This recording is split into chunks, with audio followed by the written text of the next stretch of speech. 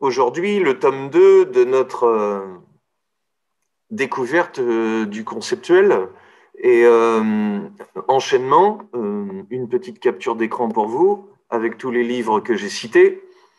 Hop, c'est le moment de capturer. Parce que ce chapitre 4 est sous l'auspice de Derrida et du livre de Benoît Peters. Il n'y a pas toujours de rapport entre l'art conceptuel et Derrida. Il y a quelque chose au travers de la déconstruction, le fait de regarder autrement ce qui est autour de nous.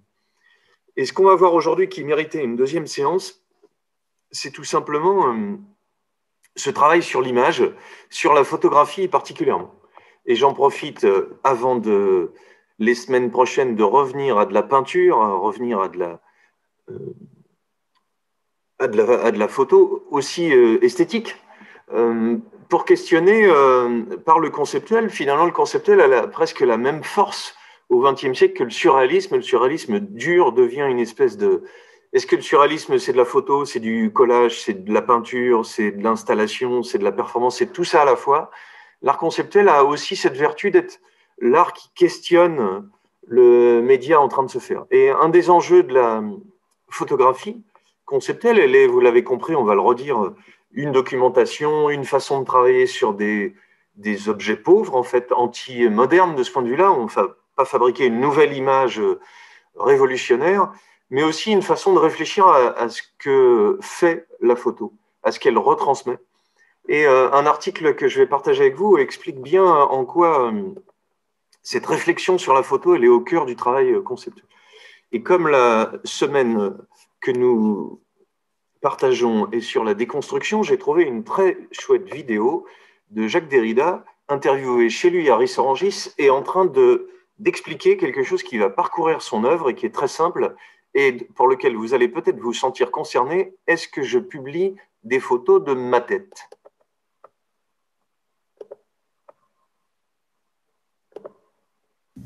I know up until 1979 you wouldn't let yourself be photographed and you were very strict with the distribution of your image and then you changed. Why did you have the... Pour ceux qui sont inquiets, il va répondre en français. Et elle lui demande ce que je suis en train de vous dire. Pourquoi, pendant toute une partie de votre carrière, vous n'avez pas voulu montrer votre tête et pourquoi petit à petit, vous l'avez fait. Savoir ce qu'on veut. That prohibition and then what made you change? Alors, jusqu'en 79, quand vous dites que j'étais strict, c'est plus grave que ça encore. J'interdisais absolument toute espèce de photographie publique. J'aime beaucoup la photographie, j'ai rien contre la photographie, mais j'ai interdit toute publication de photographie de moi. Pourquoi? Pourquoi?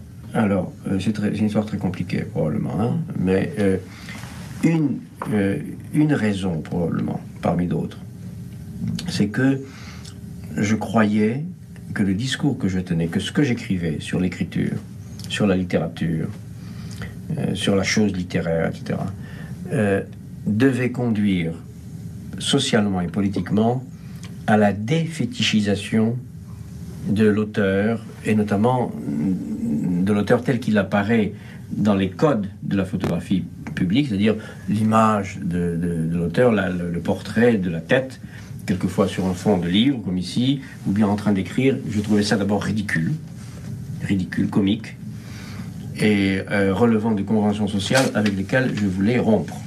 Donc, je crois que si vous avez suivi nos épisodes, vous comprenez à peu près ce qu'il veut dire. Cette idée d'auteur a disparu dans l'espace contemporain, et c'est pour ça que je mettais de côté notamment Picasso, avec d'autres, sur cette incapacité, on va dire, de passer à autre chose que l'auteur avec un grand A. Écrire, c'est se retirer, et surtout, même si on paraît en écrivant, on paraît toujours en écrivant. Publier, c'est paraître. Mais au moins, faisons que ce paraître ne soit pas cadré par les usages courants de l'édition de la photographie, où on montre l'auteur, la tête de l'auteur, ou l'auteur en train d'écrire. Donc, il est en train d'ajouter qu'il ne s'agit pas seulement d'un ridicule de l'auteur avec un grand A qui dédicace, qui signe, société et repère dans lequel on est toujours, hein, on a toujours l'auteur qui est invité. Il est en train d'ajouter que finalement, le contenu devrait primer et ne pas être C'est Umberto Eco qui, dans ces années 70, s'intéresse à l'image et à son statut, qui écrira dans un très petit et mignon livre qui s'appelle Apostille au nom de la rose. Il a un petit ajout à ce texte après l'avoir écrit, que l'auteur devrait disparaître, devrait mourir après avoir écrit son livre pour ne pas gêner le livre. C'est ce qu'est en train d'expliquer Jacques Derrida, c'est-à-dire que ce qui est dit doit primer, en fait.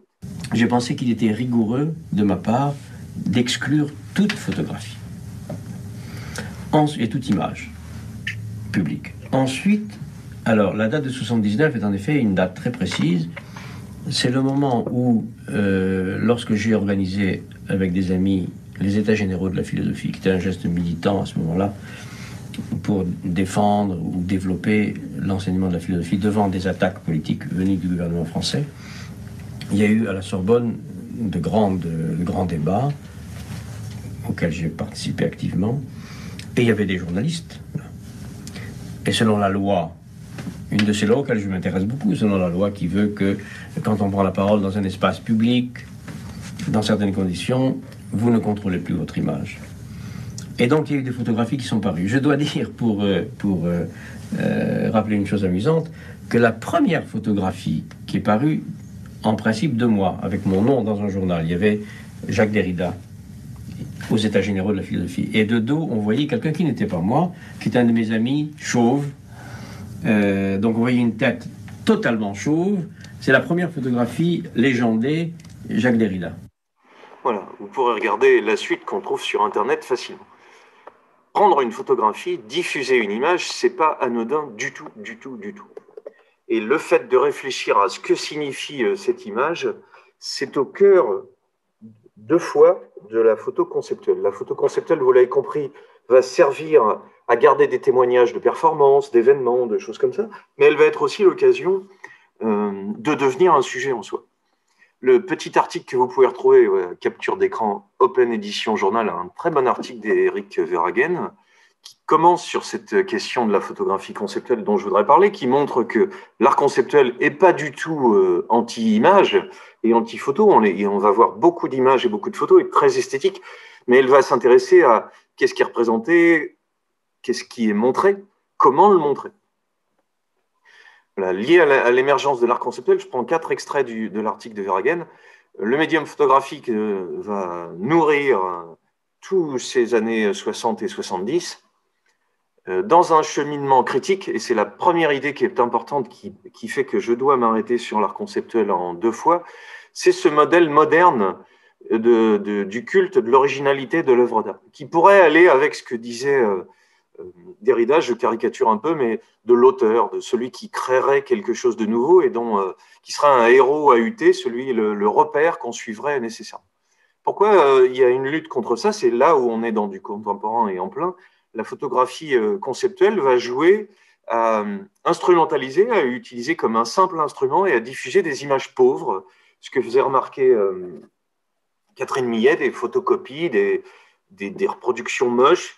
Et je lisais même sur l'œuvre que je montrais hier d'Art and Language, des classeurs juste rangés comme ça, le Robert Morris qui va, par des petites fiches, raconter dans l'œuvre comment il fait l'œuvre.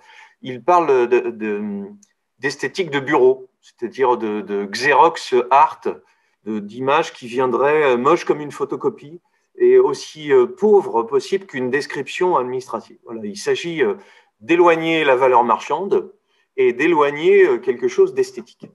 Vous allez voir que non seulement ça montre que le conceptuel travaille l'image, mais c'est là où ça devient très passionnant pour nous qui partageons ces réflexions, c'est que finalement la connotation esthétisante, elle va rester. La valeur marchande, c'est une question qui est au cœur de ce travail. Et puis, cette mise à distance par la photographie, Verhagen fait remarquer qu'elle n'est pas toujours pensée et que des tas de gens vont s'opposer à l'intérieur de la photo conceptuelle, tout comme les surréalistes s'étaient bagarrés sur la place de la photo et la place de la peinture, qui ressemblait à de l'imagerie bourgeoise, à quelque chose qui plaisait, une image, voilà, sage comme une image, et on te donne une image quand tu as été sage. Toute cette question de l'image est au cœur de ce questionnement. Par exemple, Victor Burgin, qui est un des artistes de l'art conceptuel, va faire une pièce très simple, très passionnante pour une raison simple. Dans l'espace de la galerie qui est ici, on est en 67, il va prendre en photo exactement le parquet, le tirer à l'identique de la taille 1 et le poser bord à bord tout le long de l'espace réel. Changement radical. La photo n'est plus une copie du monde, une image, elle est exactement le monde, puisque quand elle est posée sur le monde réel, elle est le monde et plus une image. Deuxième changement énorme, la photo, le papier qui est tiré, est posé à même le sol, il est plus vertical, il n'a plus une aura d'image ou d'art. Troisièmement, et c'est plutôt cocasse, et là il y a quelque chose du conceptuel, parce que ça nous emmène assez loin, partez pas, tout simplement la photo cache la réalité, c'est-à-dire elle cache le vrai sol. On aurait presque envie, comme vous comprenez que les chapitres m'ont obligé à couper plein de bouts de saucisson dans plein de sens. Daniel Buren a à voir avec l'art conceptuel, Christo a à voir avec l'art conceptuel, et c'est à lui que je pense quand je dis que masquer, c'est une façon de montrer. L'information et la documentation sont les deux principales notions qui permettent d'expliquer pourquoi ces artistes vont s'intéresser à la photo, alors qu'on pourrait penser, dans tout ce que je vous ai montré hier, qu'on était sur un travail sur le langage, un travail sur l'espace du musée, sur le socle, sur la façon dont ces éléments-là, comme des prescriptions, peuvent intriguer ou choquer ou inspirer le spectateur. Il y a de l'image dans l'art conceptuel. On peut penser que c'est l'information à diffuser ou la documentation des œuvres faites, mais pas seulement.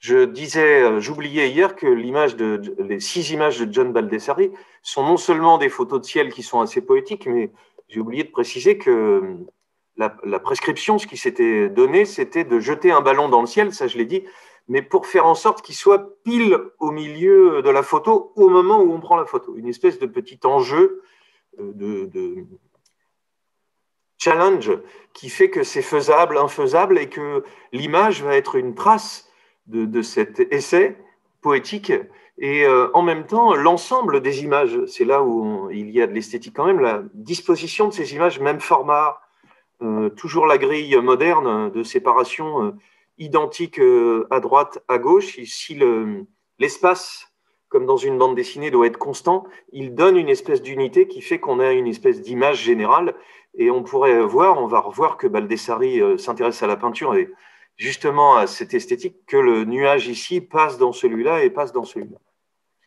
En attirant l'attention sur un fait, à un moment donné, une sorte de prescription, un jeu, Baldessari déplace l'enjeu de la photo. Ce n'est plus une image qui est faite pour montrer quelque chose.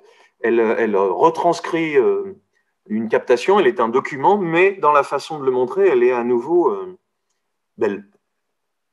Le rappel de Verhagen, pour finir, c'est que Stiglitz, en 1917, a pris en photo l'urinoir de Duchamp, la fontaine.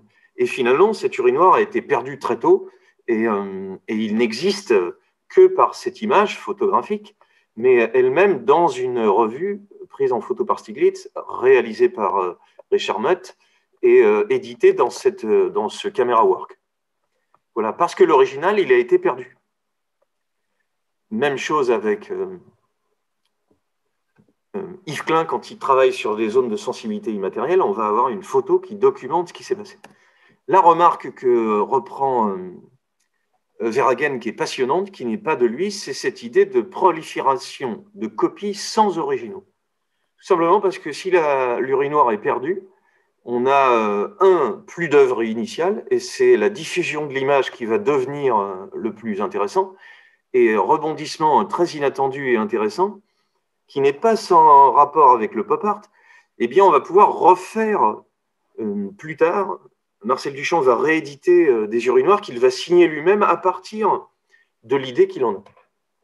On a donc une formule qui peut nous emmener loin, la prolifération de copies sans originaux, qui fait qu'on a un monde de la photocopie, finalement, un monde que Walter Benjamin nous avait décrit, c'est-à-dire un monde de multiples qui est plus importante que l'œuvre originale. On a ce décalage complet qui s'est fait et que j'appellerais contemporain, dans le fait que ce n'est plus l'auteur, mais ce n'est plus non plus l'œuvre qui prime, c'est la diffusion et le rapport que le spectateur va avoir avec cet élément diffusé.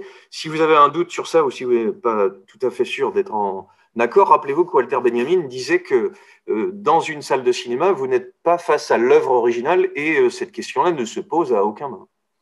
Voilà. Ce que rappelle Verhagen pour finir, c'est que Joseph Kosuth, quand il crée cette œuvre emblématique du conceptuel, s'appuie sur une photo.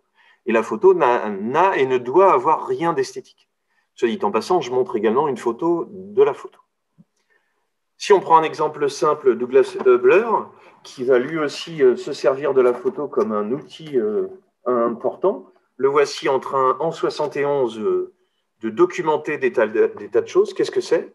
Des séries de photos qu'il réunit dans un ensemble d'images, un texte, une image plus grande, qui s'appelle Variable Piece, parce que c'est in process, c'est-à-dire, on a dit process art, tout doit être, c'est un travail en cours qui n'est jamais terminé. Pourquoi? Parce que Douglas Hubler, ce qui l'intéresse, c'est de travailler sur le temps, ce que je vous disais hier, des processus temporels et ou spatiaux dans un style documentaire sans fioriture. Nous le verrons dans la semaine, le cinéma va beaucoup se nourrir de ce style documentaire. Dans le Nouvel Hollywood, je pense à William Friedkin sur ses films, avec Popeye à New York, je vais vous le retrouver d'ici vendredi. Voilà un style caméra à l'épaule, tourné comme ça vient, et le plus ingrat possible en un sens. Cette variable piece, numéro 70, formule une revendication utopique, la voici, tout en témoignant, parce qu'il va le faire de 71 à 97, l'année où il meurt, l'artiste réalise d'innombrables photographies d'individus rencontrés par hasard dans la rue ou qu'il connaît personnellement. Dans le texte qui complète les images et qui accompagne toutes les présentations du travail, Hubler écrit « Le restant de sa vie, l'artiste documentera par le biais de photographies dans la mesure du possible l'existence de chaque individu vivant, dans le but de produire la représentation la plus authentique et inclusive de l'espèce humaine qui puisse être rassemblée de cette manière. Des éditions du travail, c'est pour ça que c'est sans fin.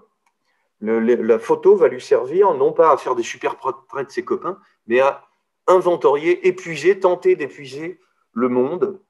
Des éditions du travail seront publiées périodiquement selon une variété de sujets d'actualité. 100 000 personnes, un premier chapitre, 1 million de personnes, deuxième chapitre, possible édition. Et vous comprenez que ça peut tout à fait prendre sa place dans une exposition, mais aussi dans un livre. 10 millions de personnes. Un autre chapitre serait personnes connues personnellement par l'artiste. Un chapitre s'appellerait sosie, un chapitre s'appellerait coïncidence. Ce que décrit Douglas Hubler et que la photo aide à réaliser, c'est le temps, en fait. Tout ce qui circule à l'intérieur du monde autour de nous peut être capté, ou en tout cas essayer d'être capté par la photographie. La photographie va nous faire sentir tout ce qui peut diffuser devant nous, se répandre, et que la peinture n'arriverait pas à travailler. Vous comprenez évidemment qu'il y a une dose ironique, c'est-à-dire que tout ceci est impossible. Mais l'air de rien, cette réflexion sur le médium de la photographie, l'enregistrement du monde, rien de plus, est au cœur de la photographie elle-même. Elle est au cœur de l'enjeu moderne de August Sander qui veut faire un portrait des hommes du XXe siècle.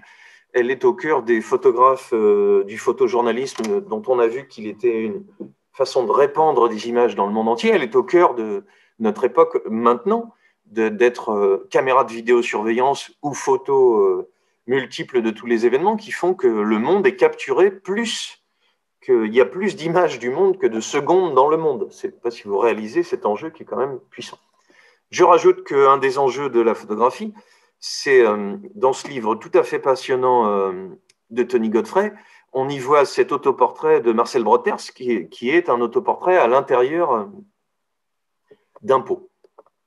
La photographie va être aussi l'occasion de se moquer un peu de cette captation, de la questionner, mais aussi de l'enjeu qu'on retrouve d'auteurs, de sujets qui pourraient être peu questionnés par les photographes qui précèdent. Exemple avec Branko Dimitrijevic, qui va ici à Beaubourg un peu plus tard que 71, mais en 71, le passant occasionnel que j'ai rencontré à 11h09 à Paris en 1971. Est-ce que vous acceptez que je prenne votre photo? Oui. Alors voilà. Vous voici exposé dans la rue. Pourquoi lui et pourquoi pas lui? Pourquoi lui? Ben, pourquoi pas lui? Pourquoi lui et pourquoi pas lui? Évidemment. Et vous remarquez comment un artiste aujourd'hui comme JR fait en un sens quelque chose qui aurait l'air identique et en un sens beaucoup moins.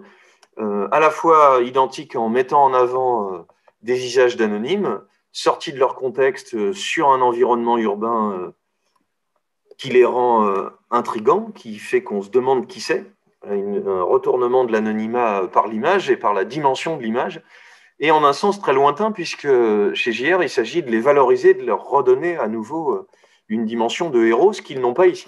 C'était juste un passant, on ne connaît pas son nom, on ne sait pas qui c'est, et c'est sans doute ce retrait d'identifier qui est plutôt beau, il me semble, c'est-à-dire plutôt intrigant, plutôt l'occasion pour le spectateur de se faire un film. Si on continue sur cette question de l'image, on se rend compte, j'ai parlé hier de Baldessari, qu'il y a un artiste qu'on va revenir voir sous peu, Magritte, le surréaliste, qui joue depuis longtemps avec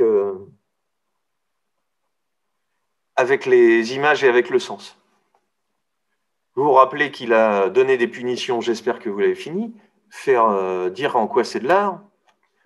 Et je disais que la façon de disposer l'image elle-même devient un des enjeux de son travail. Le système d'exposition, on a parlé de l'espace blanc, l'intervalle, le cadre fait qu'on a un album qui peut fonctionner sous forme de livre, et c'est un développement qu'on va voir juste après avec Ed Ruscha. Le livre d'artiste va se développer dans ces années fin 60, début 70, comme support nouveau pour montrer, tout simplement, parce qu'on ne va pas rendre héroïque une image qu'on travaille comme banale. L'objet doit être banal, la façon d'en rendre compte doit être banale, même si la disposition elle-même ne peut pas être tout à fait banale. C'est, je crois, le risque que prendrait cet art de ne plus faire voir qu'il y a œuvre. Quand on travaille sur cette limite, on est confronté à cette difficulté. Il y a chez Baldessari autre chose comme travail sur l'image qui en fait un artiste aussi passionnant que Robert Rauschenberg, vraiment aussi passionnant, parce que partant d'image, il a perdu son œil, il est parti par là, il va beaucoup travailler en peinture sur des images à la fois anonymes qu'il a récupérées.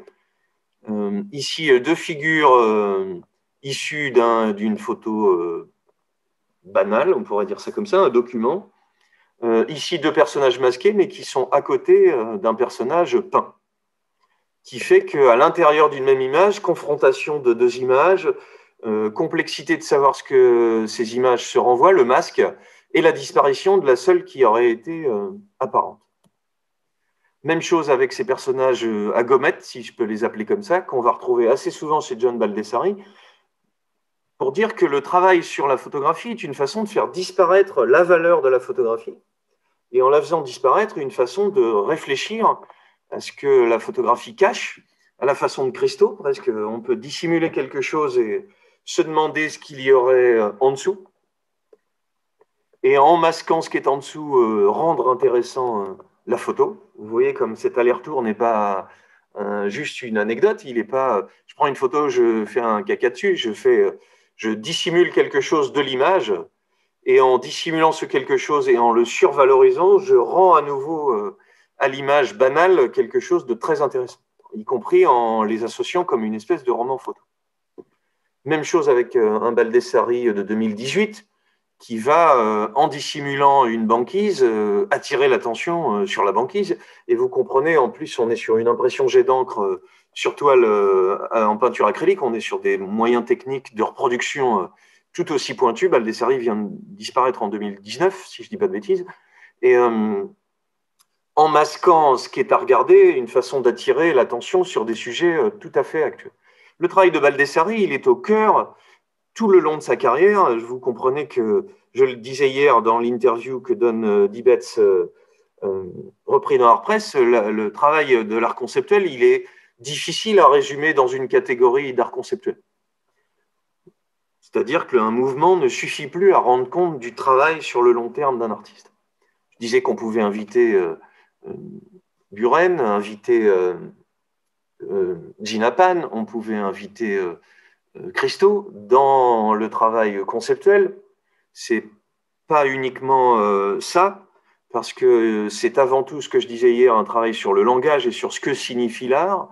Mais en regardant ça, je me disais aussi, et ça fait une grande boucle qui se boucle, j'espère bien pour vous, que Richard Hamilton, le pop artiste qui travaillait sur les découpages, s'était amusé à masquer des mannequins, à jouer avec l'image de la mode, l'image qui nous est imposée, et qu'il avait travaillé à interroger Duchamp, un très beau travail de rapport entre eux, et à refabriquer ce grand verre en copie. Dit autrement, ce pop art qu'on avait laissé un moment est au cœur de l'enjeu de l'image et de la diffusion de l'image. Au cœur de l'enjeu, si on cherche une différence, faisons simple, et cette image-là me permet de le faire. Dans le pop art américain, il y a une reprise de l'image de la mode. Une reprise de... Il est là? Yes. Une reprise du mannequin, de ce qui est vendu.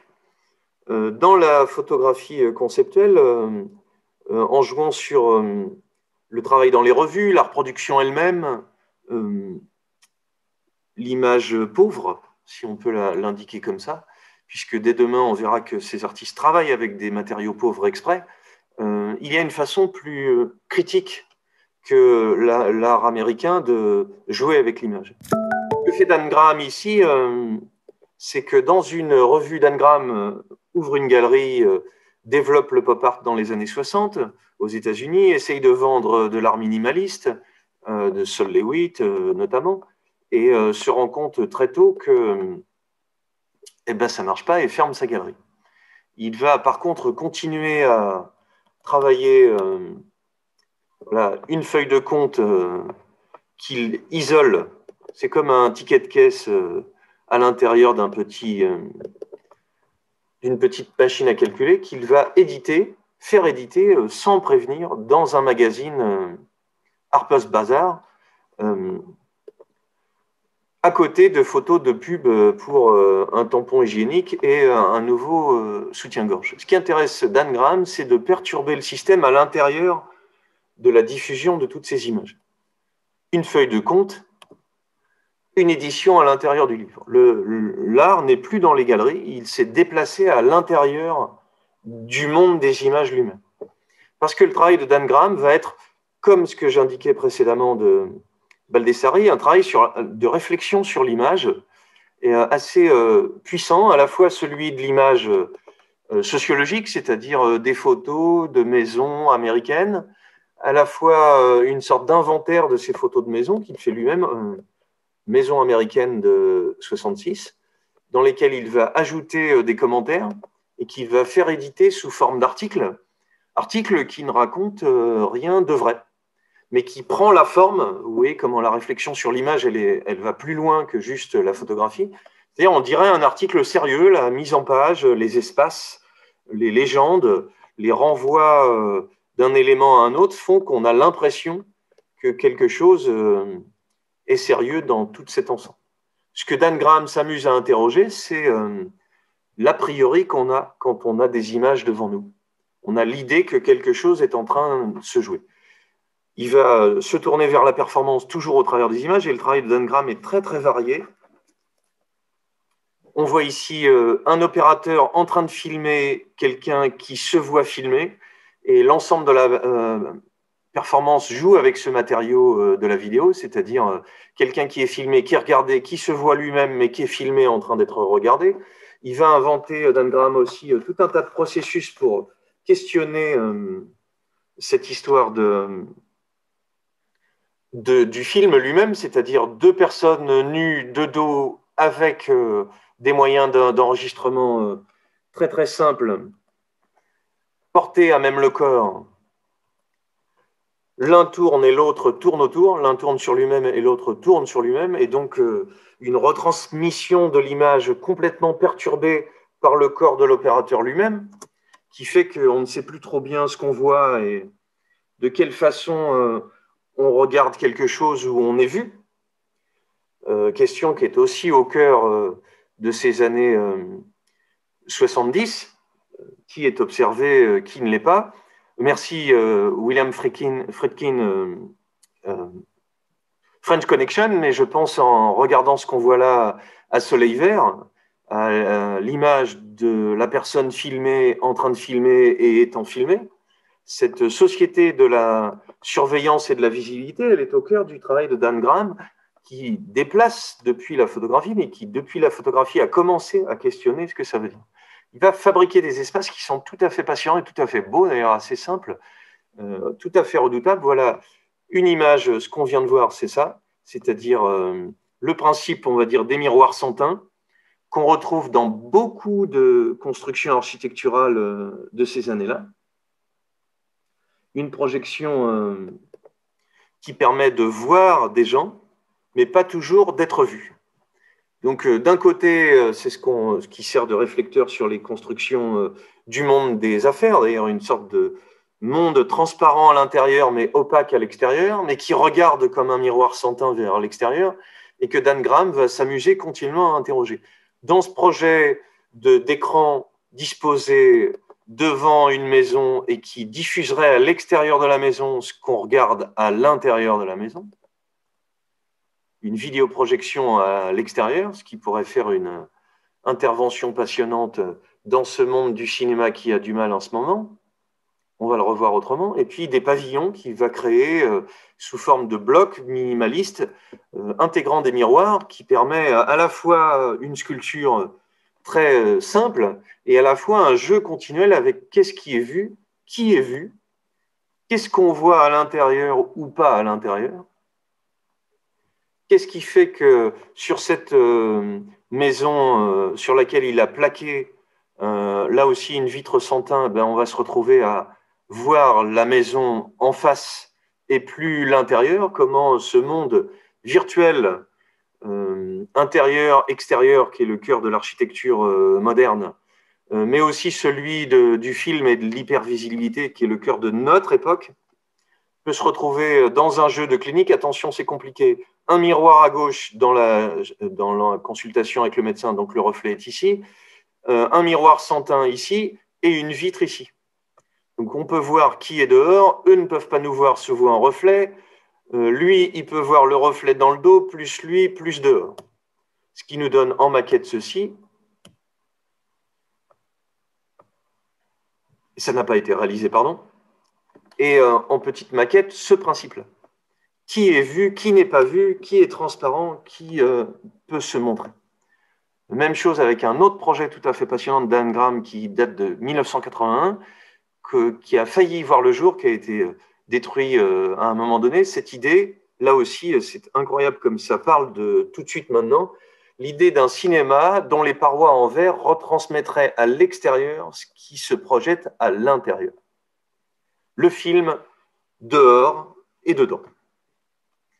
Même chose, et même si ça semble plus anecdotique, quand Dan Graham, ici à gauche, barbu, performe sur scène, un miroir géant derrière perturbe plus ou moins le spectateur puisqu'il devient partie prenante de la performance en se voyant, en regardant son voisin qui n'écoute pas ou sa voisine qui est mignonne et en jouant continuellement de qui regarde qui et qui est vu. Cette perturbation du regard, elle est dans la photographie, on va y revenir, mais chez Dan Graham, continuellement dans des volumes simples. Regardez comme c'est simple et beau, d'ailleurs. C'est pour ça que je disais que cette question esthétique va être au cœur de ce sujet. Oui, le tronc d'arbre, mais ce n'est pas lui, c'est un autre, même si ici, on peut entrer, et même si ici, on a une deuxième paroi.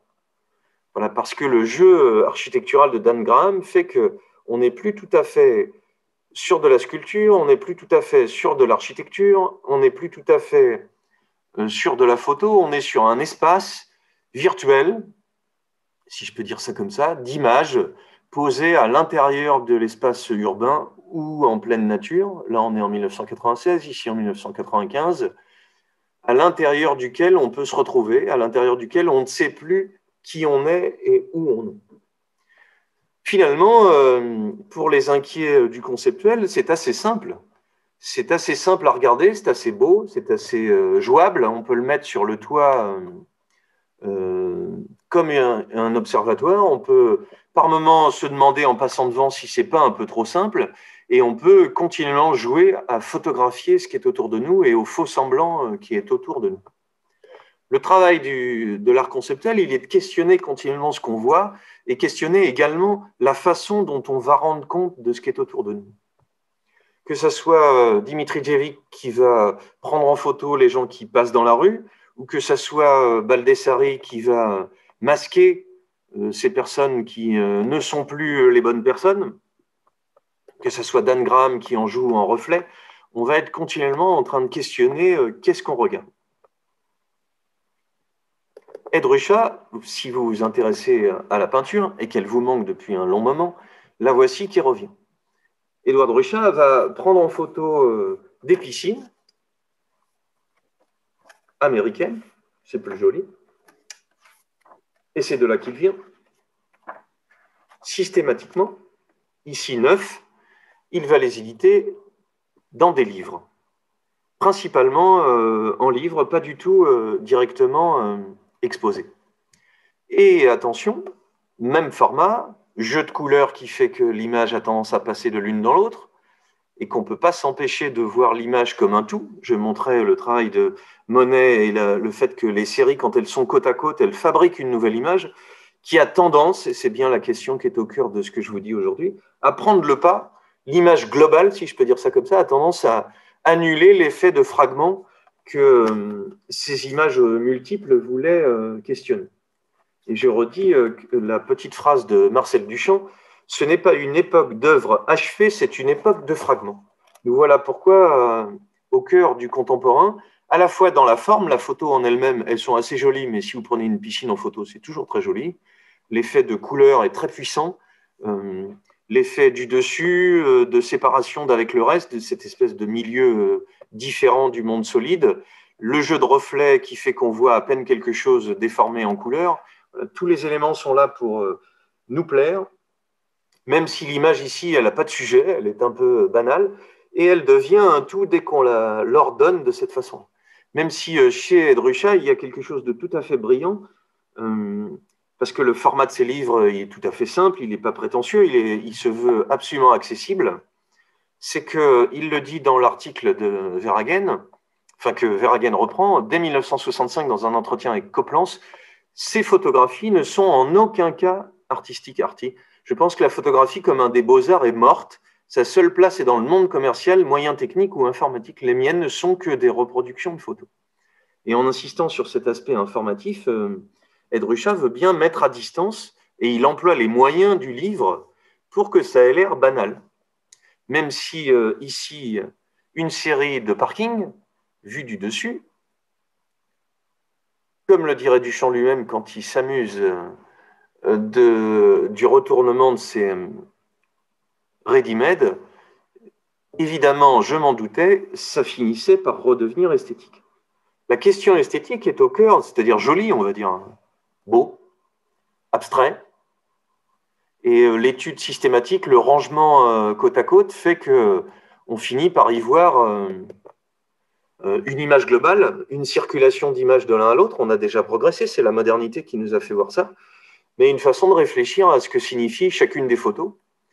Sortie de son contexte, elle n'en a pas, et on pourrait faire la remarque sur les cases de bande dessinée qui sont valorisées. On est dans un art narratif, mais un art narratif ici qui ne raconte rien, qui joue de la juxtaposition comme d'un système de composition. On n'est plus en train de mettre ensemble, comme dans une composition normale, des tas d'éléments musicaux, de phrases ou d'images, ou de personnages dans un tableau. C'est le jeu de réponse d'un élément à un autre qui va questionner l'ensemble des images. Images pauvres, sujets pauvres et travail par la juxtaposition. ici un autre travail absolument merveilleux de Ed Ruscha qui montre que, c'est pas plus grand, que le livre va devenir un objet en soi, puisque vous comprenez qu'ici, il s'agit d'un livre en accordéon qui, quand on le déplie, va permettre de montrer la rue, le Sunset Strip, qui va prendre en photo systématiquement une sorte de Google Street, c'est le cas de le dire, morceau par morceau, sans hiérarchie, le plus frontal possible, le plus simple possible, et bien évidemment, vu de l'autre côté également. Pour rendre compte de cet environnement et de ce système d'inventaire, pas moyen de faire autrement qu'un livre. Pas moyen de faire autrement que autre chose que le système d'exposition. Un livre accordéon qui, par sa forme, vous voyez comment la photographie est en train d'amener les artistes du conceptuel vers d'autres supports, mais enrichir le système de l'art. En fait, on n'est plus en train de montrer la photo pour la photo, mais de la questionner comme moyen de documentation, et à l'intérieur de ça, de montrer la ville autrement, d'intéresser à la ville et à regarder autrement ce qui est autour de nous. On est en 1966. Ed Ruscha ne va pas seulement faire des livres d'artistes dans les années 60, il va faire quelque chose qui a l'air de ressembler, vous voyez, il avait des séries de stations d'essence, des séries de parking et des séries de piscines. Tous les années 60, voilà, 26 photographies en noir et blanc de stations-service le long de la route 66, prises par Ruscha lui-même. Voilà, quelque chose de banal, finalement, qu'il va reprendre dans des images qu'on a longtemps vues comme du pop art, mais dans lesquelles il s'amuse au travers de l'image du texte, si je peux jouer avec les mots de cette façon-là. Il va utiliser un terme, un mot seulement, on dirait presque des pochettes de disques. Il n'est pas loin du pop art, mais il en est loin finalement. C'est le livre et le texte qui lui suffit à s'amuser, à questionner l'image. On a un grand smatch et un tout petit en bas. Est-ce que c'est une image? Oui. Est-ce que c'est une peinture? Également. Est-ce qu'elle est en train de nous faire mal au cerveau? Pas tant que ça. C'est assez simple à comprendre, hein. Presque un jeu, le bruit qui s'écarte, le crayon réel qui est collé et qui est brisé ici, l'électricité qui est là de circuler et avancer, le boss écrasé. On a quelque chose qui est assez simple, qui, avec les moyens du pop, on va dire, de l'imagerie colorée et simple, questionne ce qu'on est en train de regarder. On n'est pas loin du pop art, et j'ai aussi dit, quand je parlais de Warhol, que sa démarche systématique pouvait se retrouver proche de l'art conceptuel, de ce questionnement de ce qu'est l'image, en fait. C'est là le cœur de leur travail. Le plus connu de 77, qui nous emmènera vendredi au Nouvel Hollywood, eh ben, une peinture. Voilà, on est au Musée d'art contemporain de Lyon. Vous reconnaissez les lettres qui ont fait le symbole de Hollywood. Il en a fait plusieurs versions. Voilà, l'idée qu'un mot suffise à évoquer une ambiance. C'est quand même très curieux, hein, cette idée. Finalement, les grandes lettres qui arrivent dans les années d'après-guerre à Hollywood, dans ce lieu qui s'est développé depuis 1900 comme le lieu du cinéma. Beaucoup d'artistes ont joué depuis avec ça, ce symbole sous forme de lettres seulement, puisque des images n'auraient peut-être pas permis de suffire à faire comprendre ce qu'était Hollywood. Ben, Ed Ruscha trouve une idée absolument géniale et simple, et on est dans la peinture, mais on est dans une peinture qui, elle aussi, s'appuie sur une photo et réfléchit à ce qu'est une image. Un cliché, on pourrait dire, c'est peut-être le terme qu'il fallait que j'approche. Voilà, qu'est-ce que c'est qu'un cliché? C'est à la fois une photo et à la fois un truc absolument vu 10 000 fois. Il suffisait de retourner et d'aller derrière. C'est impossible en vrai, et mentalement c'est tout à fait possible. Il suffisait d'aller au revers pour voir ce qui pouvait se cacher derrière. Je vais un peu plus vite, même si le travail de Jan Dibetz m'intéresse énormément. Être obligé de faire simple. Il va faire à partir de photos des choses tout à fait belles, tout à fait élaborées. Le cadre qui est ici, n'existe pas comme un carré. Il a été dessiné le long du mur en déformation perspective parce que ce qui intéresse Jan Dibetz, ici une ligne qu'il a tracée sur la pelouse, vous comprenez que pour obtenir cette photo avec le carré parfait, même si vous n'avez que peu de notions de perspective, vous savez sans doute que si je pose un vrai carré, il ne sera pas carré, il sera losange, on va dire. Un trapèze, ici c'est plus grand, ici ça sera plus petit. Si je veux que ça paraisse un carré, il faut donc que le bout du bout soit grand et que le bout de devant soit petit pour réussir à obtenir un carré. Le tour de force technique qui fait que vous pourriez réaliser des Jan Dibetz chez vous assez facilement demande pas mal de complexité de calcul et permet, en plus de cette illusion assez belle, de questionner la photo.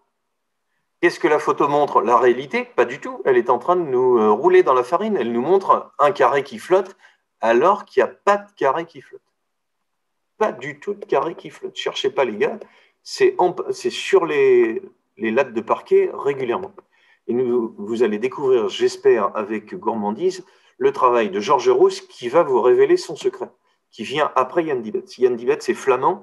Il va s'inspirer, deuxième œuvre, ça c'est celle de Cartès, des années 29, j'en ai parlé lors de ce petit cours sur le génie de la photo qu'est Cartès. Voilà, l'ombre, c'est ce qui l'intéresse. Il va à l'intérieur de son studio se servir de la photo pour prendre en photo l'ombre. Hop.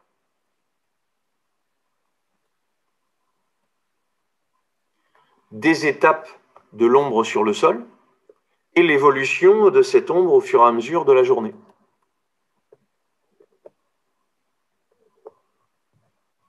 Pardon. Photo prise toutes les 10 minutes.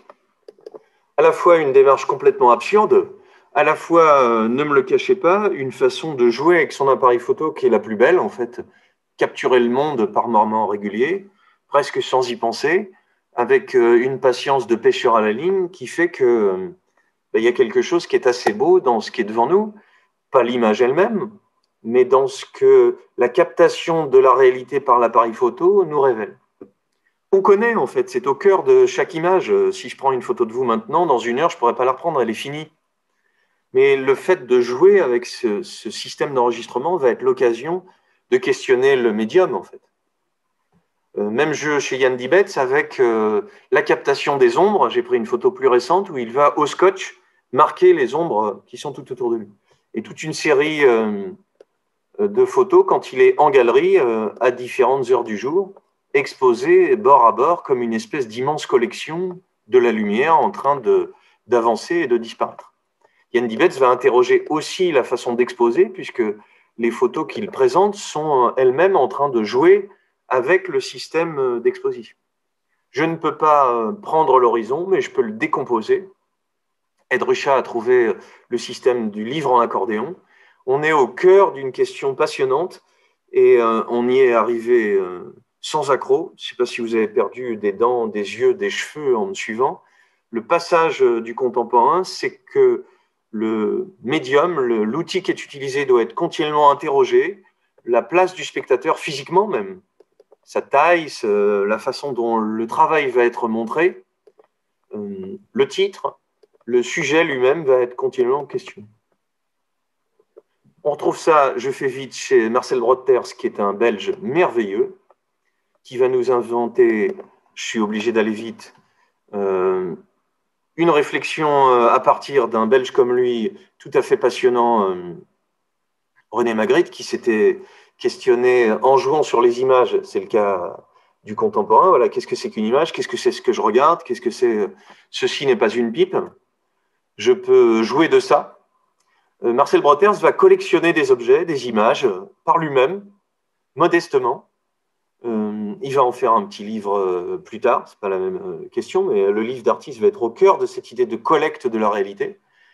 Un musée qui va s'appeler le Musée d'art moderne des départements des Aigles, un petit détour par Magritte, qui, vous voyez dans son travail dès 1928, s'inspire de la photo. Le voici en photo en vrai, le voici en chausson.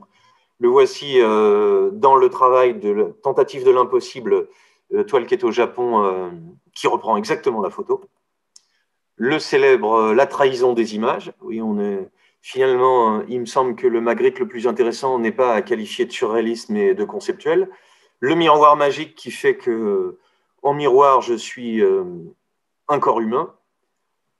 Cette image qui va servir de montage pour la révolution surréaliste. Cette question, l'évidence éternelle de la peinture, de ce que la peinture montre, de ce que la peinture montre et ne montre pas, qu'on retrouvera dans une pochette de disque un peu plus tard.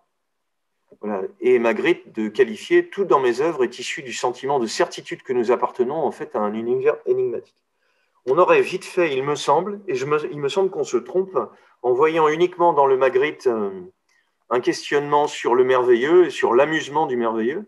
Il y a quelque chose de très tragique, de très dramatique dans cette question sur quelles sont les images et qu'est-ce que c'est que cette captation d'images. Et quelque chose qui est voisin de ce contemporain dans le questionnement de l'histoire de l'art et de ce qu'elle a apporté. Pour rappel, et si ce n'était pas 1952 Magritte, un morceau de fromage en peinture, dans un cadre, posé sous une vraie cloche, on est dans un détournement surréaliste, mais ensuite peint en peinture par Magritte lui-même. Tout est de Magritte, la peinture dans une vraie cloche et la peinture de la cloche dans une peinture. Encore plus conceptuel, un jeu de devinettes qui permettrait à tous les dyslexiques de se rendre compte qu'en fait, ils ne sont pas du tout ignorants. Il suffit qu'on appelle ça comme ça et que le plafond brûle, ça suffira pour s'égarer dans le désert. Un petit Marcel Broters que j'aime beaucoup, qui est le fémur d'un homme belge. Marcel Broters va donc s'amuser à collecter des objets, des affiches, des photos, des rien du tout, des objets qu'il va exposer, en précisant bien sur le petit panneau 67 que ce n'est pas de l'art. Un questionnement au cœur du musée, et au cœur, là on est sur une petite collection de bouchons, de ce qu'est le musée et de ce qu'est collecter ces images. Cette collecte conceptuelle, finalement, cette façon de réfléchir à ce qui est autour de nous, s'appuie, elle aussi, sur des photos. Le travail de la photographie, il est au cœur du travail conceptuel, continuellement. Que ce soit la saisie d'un instant, que ce soit la façon de présenter le travail, ou que ce soit la réflexion sur l'image. Je termine bientôt avec le travail, j'essaie de descendre en dessous d'une heure, j'y arrive pas, du couple Becher, Bernd Bernhardt et Illa, qui sont morts il y a peu, qui en Allemagne vont être rattachés à ce courant de photo conceptuelle. Et plus tard, nous verrons qu'en tant que professeurs vont nourrir l'école de photographie allemande, qui va devenir très très riche dans les années 90, très fructueuse grâce au travail de prof des Becher. Voilà. Qu'est-ce qu'ils font? Une espèce de collecte du monde industriel autour de nous, avec une procédure qui fait que si jusqu'à présent tout ce que vous avez vu vous a dépli, vous allez adorer. Dépli. Déplions. Une image fond blanc d'objets industriels. Pas si facile que ça de les prendre sans déformation optique, c'est-à-dire comme c'est un grand objet, si je suis en bas et tout petit, il va être large en bas et plus petit en haut, ce qui est un peu le cas ici. Donc un système d'échelle, un appareil photo assez complexe avec une chambre énorme qui leur permet de ne pas avoir trop de déformation, qui donne une sorte de simplicité et presque un statut de sculpture à l'objet qui est devant nous, le fond, pas de perturbation autour, presque pas d'ombre sur les objets. Vous voyez, ils ont l'air d'être dans un beau temps d'hiver comme nous avons en ce moment, un ciel en papier calque continu qui est parfait pour faire des photos, des objets qui n'ont aucun intérêt, mais qui, isolés de cette façon-là, vont en prendre. On finit par y voir les formes que l'industrie fabrique. Et l'architecture brutaliste s'intéresse de plus en plus à ce sujet-là. Là, on est à Liévin, en France. Voilà, aujourd'hui, ça a l'air d'être une sorte de collection de l'image industrielle disparue. Cette couverture de livre est assez étonnante, puisque le principe du travail des Becher, c'est pas celui-là, c'est que cette photo n'est jamais unique. Cette photo entre dans une collecte, dans une collection d'images collées, encadrées assez légèrement, en blanc, cadre blanc autour, et surtout exposées bord à bord, qui finit par fabriquer une image générale de cette collecte. Chacune des images est différente, c'est pas le même endroit, mais votre regard de collectionneur d'images, grâce au Bécher, va commencer à regarder et sculpturalement l'ensemble, on aura envie de les dessiner, on se calmera bien vite en voyant la difficulté du sujet, mais on a envie aussi, dans cette collecte, de voir, dans cette image globale des 8 images, quelque chose comme une image globale de la création humaine architecturale et de la beauté de cette simplicité. Beauté qui ne sauterait pas aux yeux quand on se promène dans le nord pour voir ces chevalets, dans ces réserves de gaz en Europe ou dans ces châteaux d'eau en France. Le travail des Bécher, exposé comme tel, des grands tirages, systématiquement les mêmes, et c'est ce systématique qui vient du conceptuel. Vous voyez comment le photographie conceptuelle s'est retournée en passant du travail de témoin, d'information, d'images pauvres, à un travail sur l'image elle-même, sur la quête de l'image elle-même. Une optique qui, par Bourdieu dans Un art moyen, avait été questionnée dans ces mêmes années, et c'est ce que Verhagen signifie en conclusion de son article. On avait cru que la photographie fixe un aspect du réel, un truc tout con, voilà, une photo, c'est une photo, on va pas faire chier. Hein. La photographie serait un espace conventionnel qui exprime l'espace selon les lois de la perspective. Vous comprenez qu'avec Jan Dibetz, la perspective, c'est plus compliqué que ça. La photo nous trompe, elle se moque de ce rendu de perspective. Les volumes et les couleurs au moyen du dégradé et du noir et blanc. Voilà, on pourrait penser, comme certains, et c'est la critique de Verhagen, comme certains artistes du conceptuel, que la photo ne serait qu'un document. Mais cette conf me permet de questionner, on va continuer cette question. La photo n'est jamais anodine, en fait. C'est ce que Bourdieu, dans Un art moyen, et Damisch, dans la réflexion de ces années 70 sur la photo, questionne, à la suite de Barthes, mais pas avec les mêmes résultats. Si la photographie est considérée comme un enregistrement réaliste et objectif, et c'est le mot objectif qui va pas, il n'y a rien qui est objectif, c'est qu'on lui a assigné, dit Bourdieu, des usages sociaux tenus pour objectifs. On a l'idée implicite, culturelle, qu'une image photographique, c'est un truc à la con qui prend une photo sans code derrière, sans code d'apprentissage de regard, sans code de cadrage, et dit autrement, un langage naturel. On prendrait une photo comme ça vient. Et pendant longtemps, on mettra la photo, comme le disait Ed Ruscha, en un sens en se trompant, c'est moi qui le dis, en disant je prends des photos qui sont le plus documentaires possible, je n'investis pas d'esthétique dedans. C'est peut-être pas l'esthétique qui est au cœur de la photo conceptuelle, c'est autre chose que ça. C'est la réflexion sur cette idée d'un langage naturel. On aurait un compte-rendu du monde simple, et en fait, la démarche conceptuelle de ranger les images montre à quel point le travail du conceptuel va être une bonne façon de questionner ce compte-rendu du monde. Je n'aurai pas le temps de vous montrer le merveilleux Georges Rousse, mais je le ferai prochainement pour que vous voyez que cette image a été totalement construite par un petit secret que nous découvrirons prochainement. Une petite capture d'écran pour vous dire au revoir, les livres que j'ai signalés, et ma tête en bas qui ne bouge pas, vous avez vu le miracle, et je dis à demain.